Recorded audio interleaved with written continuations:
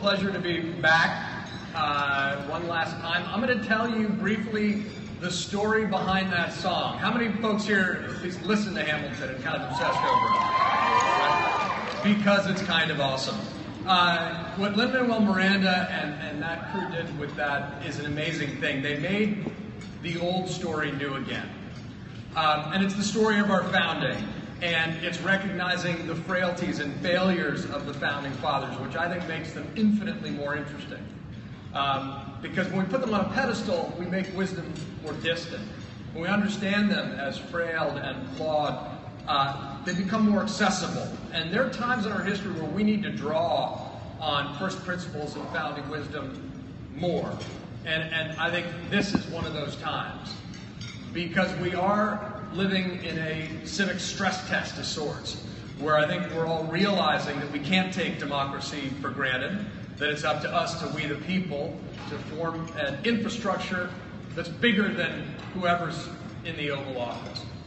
The song One Last Time is about the writing of George Washington's farewell address. And Washington's farewell was written in 1796. He published it in a newspaper with the greatest team of ghostwriters in American history, James Madison and Alexander Hamilton. And the song from the play actually is faithful to some of the lines from the speech. But what's fascinating is 150 years ago, everyone here would have known those lyrics, they would have known those lines, because Washington's farewell was at one point the most famous speech in America. It was more widely reprinted than the Declaration of Independence. It was civic scripture. It was taught in schools. Folks memorized it. And by the way, it's 6,000 words. So how this was widely memorized, I don't know, but it was. But then it fell out of favor and became almost forgotten until Hamilton's, the play Hamilton. But here's the thing. Imagine if we had a memo written by George Washington with an assist from Alexander Hamilton and James Madison, written for us today, explicitly about the dangers that George Washington felt could destroy our democratic republic, based on his understanding of history, the lessons of his life as a soldier, as a surveyor, as a statesman. And when you look at those warnings that he laid out, for us to read, they're really resonant. He warned about the dangers of hyper-partisanship, how that could destroy a democratic republic, and had before. He warned about the dangers of excessive debt and foreign wars and foreign influence in our domestic debates and elections. He also laid out solutions. The importance of elevating national unity over everything for citizens by birth or choice. The importance of religious pluralism and religious tolerance. And the importance of education. Understanding that enlightened opinion is necessary to a self-governing people. So I'm going to talk a little bit about those warnings Washington gave. You'll see how they're applicable today. And then talk about how we can carry it forward a bit and why President Obama actually included Washington's farewell in his own farewell address in Chicago at the end of his term. Hyperpartisanship is something we take for granted today, and sometimes folks excuse it as being all-American. Washington understood that political parties could be dangerous to democracy. He was an independent as a matter of principle, and he refused to join a political party. And what he was afraid of was that political factions would hijack our democracy and create such dysfunction, such deadlock, that citizens could become frustrated and open the door to a demagogue with authoritarian ambitions. The Founding Fathers were worried about that. They understood that excessive debt was a force that always toppled empires, and that was something to keep a mind on, because generations shouldn't pass on their debt for their children and grandchildren to pay.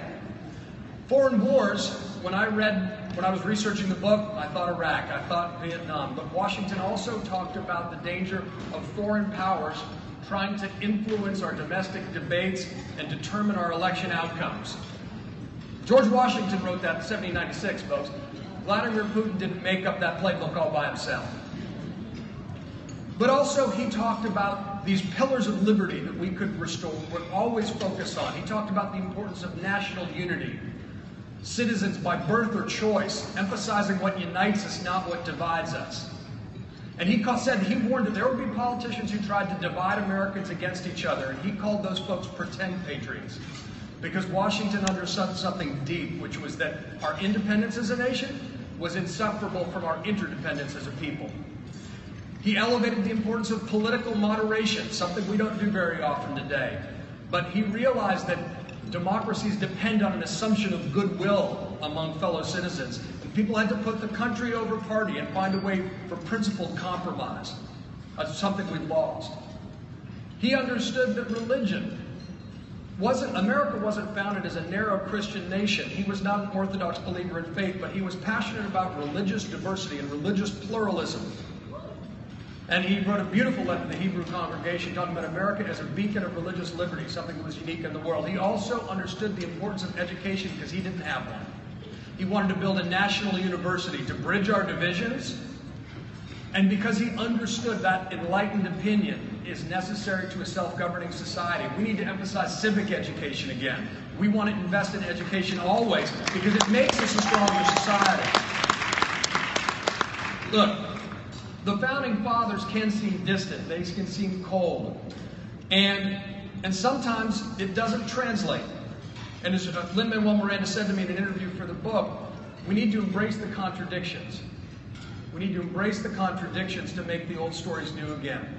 But what I'd say is we face this civic stress test.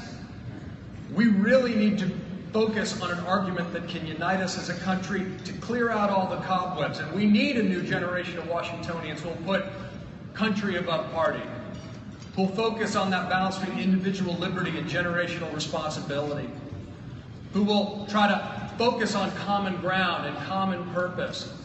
Because that's something we're sorely lacking right now. And when anyone comes and tries to shout down other people in a debate and tries to claim the Founding Fathers and all founding wisdom for themselves, you can say, no, this belongs to all of us. And we need to pay attention to these warnings that Washington set out, that these larger cycles of history we need to keep in mind, but we can rise above them together as long as we always remember that our independence as a nation is inseparable from our interdependence as a people. Thank you very much.